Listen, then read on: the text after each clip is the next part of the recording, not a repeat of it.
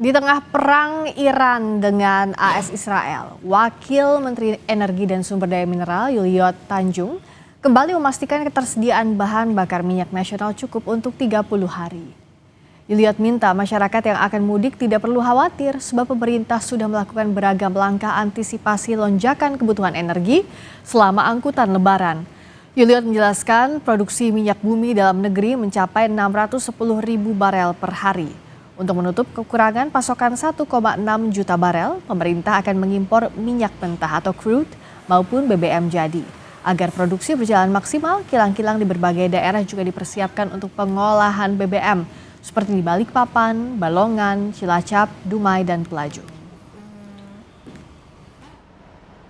Untuk ketersediaan BBM secara nasional dan juga LPG melebihi dari cukup. Ini ketersediaan BBM lebih dari 30 hari. Kita melihat dari ekosistem.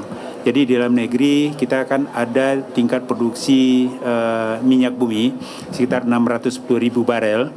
Kemudian untuk kekurangan kita ada impor. Untuk impor ini ada yang crude yang kita impor dan juga ada BBM jadi.